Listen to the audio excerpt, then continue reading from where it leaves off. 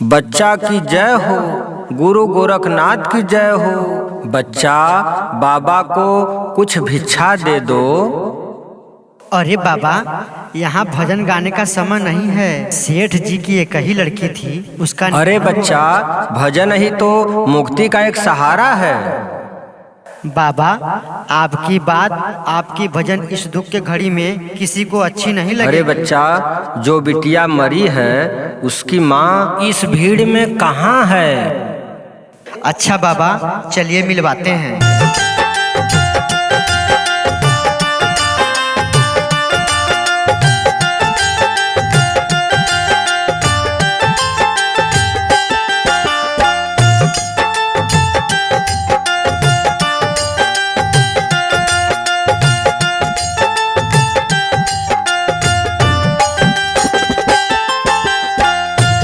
अरे माँ चुप हो जाओ माँ। अरे बाबा, किसी के बातों से मुझे साहस नहीं मिल पा रही है।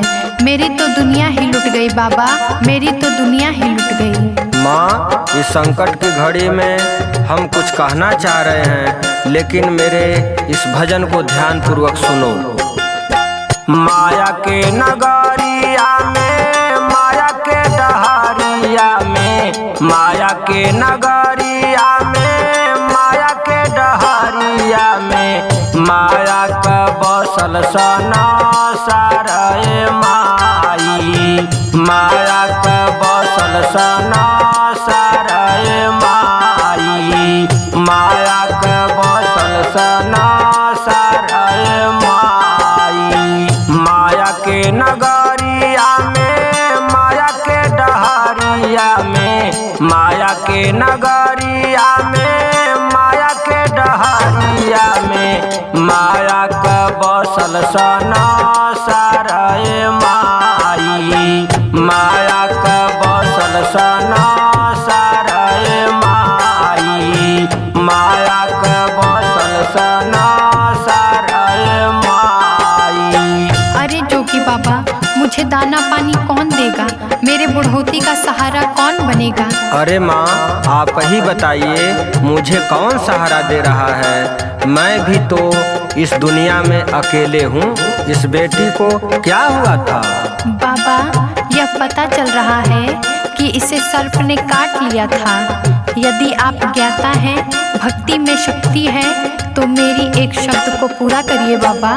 राम रस पिया देता, बिटिया जिया देता, राम रस पिया देता, बिटिया जिया देता, बन जाता मोर भगवान ए बाबा, बन जाता मोर भगवान ए बाबा, बन जाता मोर भगवान ए बाबा।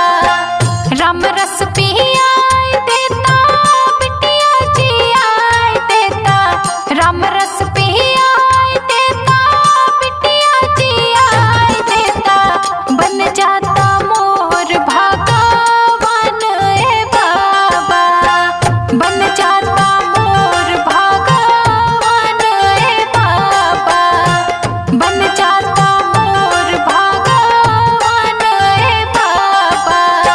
माँ, अब रोना बंद कीजिए। जब आपकी बेटी को सर्प काटा है तो यह विद्या मैंने अपने गुरु से प्राप्त किया है। बाबा, देर मत कीजिए, अपने मंत्रों का प्रयोग करिए। माता, जो भी कहना है कान के पास कहना है। आपका आदेश हो तो आपकी बेटी के पास पहुंच सकता हूं। आदेश नहीं बाबा, निवेदन है बाबा, निवेदन है।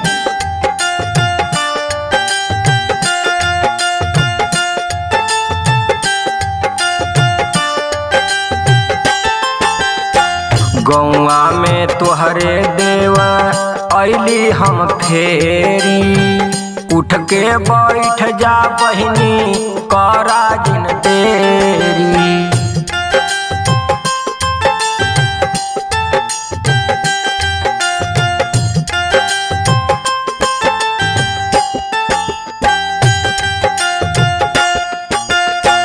गौआ में तुहरे देवा अली हम फेरी, उठ के बैठ जा बहिनी करा जिन देरी।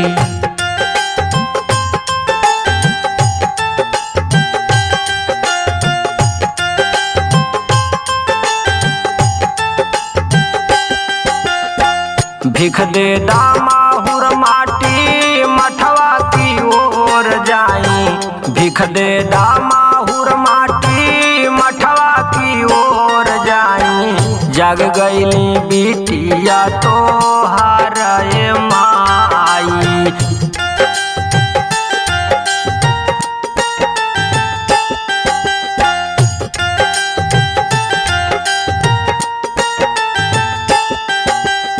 माया के नगरिया में माया के डहरिया में। माया के नगरिया में माया के डहरिया में। माया का बसल सना सारे माई। माया का बसल सना सारे माई। माया का बसल सना सारे माई। अरे जोगी बाबा, मुझे तो बहुत खुशी मिल गई। मेरी मरी हुई बेटी को आपने जिला दिया। इस खुशी में मैं आपको क्या लुटाऊं? अरे माँ, मुझे आपसे कुछ नहीं चाहिए। माया मोह से मैं बहुत दूर हूँ। जो कुछ भिक्षा मिलेगा मैं लेकर चला जाऊंगा। अरे जोगी बाबा, मैं तो मर गई थी, आपने मुझे जिला दिया बाबा। बहन, पहले ये बताओ आपको सर्प कैसे काटा? बाबा, मैं क्या बताऊं बाबा, ये बात तो मैंने अपने मम्मी पापा को भी नहीं बताया बाबा। जिला चंदौली में यही मेरा घर है बाबा। मेरे कुणाल भाई को भी ऐसे ही सर्प काट लिया था बाबा। और मेरे पिताजी ने भुपौली पंप कैनाल पर गंगा जी में बहा दिए बाबा। और मैं पढ़ाई करने के लिए बेचू में आ गई बाबा, जब फीस के लिए पैसा नहीं था बाबा। क्या बताऊं बाबा, मैं अपने सहेली की मदद से जा करके एक ऑर्केस्ट्रा मालिक से मिली बाबा। ऑर्केस्ट्रा मालिक से पैसे लेकर मैं अपना फीस जमा कर दी बाबा। और दिन में मैं पढ़ाई करती थी और रात में जब प्रोग्राम हुआ करता था मैं जाकर ऑर्केस्ट्रा में डांस करती थी बाबा। और उसी समय मुझे सांप ने काट लिया बाबा। लेकिन बाबा, अपनी परिचय बताइए, आप हैं कौन? अरे रूबी बहन, मैं ही कुणाल हूँ। जब पापा मुझे पंप कैनाल भुपौली गंगा जी में केले के पत्ते पर बहा दिए तो मैं बहते बहते बक्सर किला के पास पहुंच गया। और वहां पर एक जोगी बाबा मुझे छान कर गंगा जी से अपने तंत्र मंत्र से हमको जिंदा कर दिए बहन। और अपना हमको शिष्य बना लिए और मैं उनके साथ रहने लगा। भैया कुणाल। हाँ बहन रूबी। भैया कुणाल, भैया कुणाल। झोलिया सारंगिया भैया तन से उतारा। बनवारी लाल यादव जोगवा पे सारा।